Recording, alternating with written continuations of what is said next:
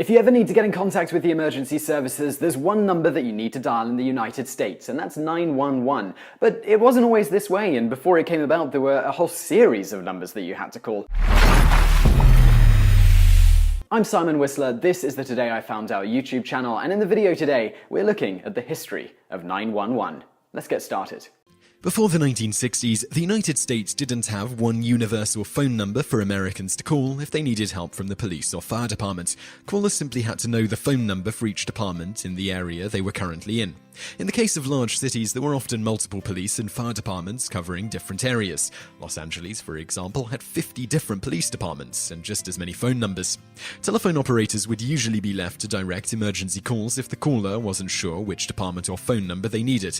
Oftentimes, there would be further delays upon getting the police or fire department on the line if the clerks who answered the phone were busy with another caller.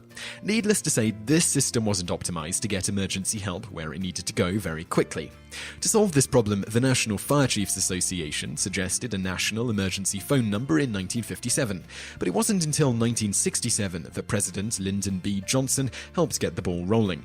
A report of President Johnson's Commission on Law Enforcement and Administration of Justice suggested that a single telephone number should be designated for callers to use in emergencies nationwide, or at least in major cities.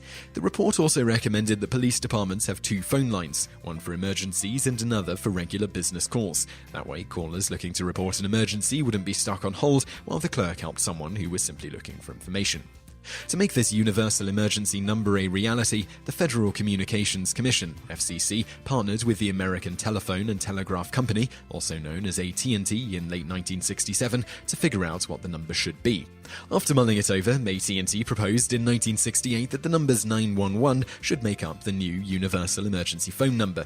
Why the numbers 911 specifically? Simply put, the phone number 911 is short, easy to remember, and can be dialed relatively quickly given the few digits. This was particularly important in old-style rotary, pulse-dialing phones, which were still popular when the 911 system was first implemented. The touch-tone phone wasn't first widely introduced until 1963 and took a few decades to completely supplant rotary phones. In addition, the fact that it was only 3 digits meant the number could easily be distinguished from other normal phone numbers in AT&T's internal system and routed to a special location without too many changes to the AT&T network. A few years earlier, AT&T had implemented their 611 and 411 numbers, so recommending 911 made this a relatively simple upgrade for them. Congress supported AT&T's proposal for 911 as the national emergency number and passed legislation to that effect. In order to make things fair for telephone companies that needed to update their equipment and offices in order to handle the new 911 call system, the Bell System policy was created. The policy merged the cost of improvements into the basic rates that telephone companies charged their customers. Just over 10 years after Congress established 911 as the country's universal emergency phone number, approximately 26% of United States citizens could dial 911 and be connected with their local emergency services.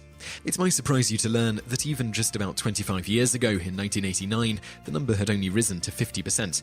However, just a decade after that, it rose to 93% of the US. Today, approximately 99% of the people in the United States have access to the 911 emergency phone number system. Bonus facts. Great Britain was the first country to establish a universal emergency number, 999, in 1937. It was established after 5 people died in a fire. Bonus fact 2. Cell and VoIP phones have introduced some new problems to the old 911 and enhanced 911 system, namely trying to figure out where the person in question is making the phone call from.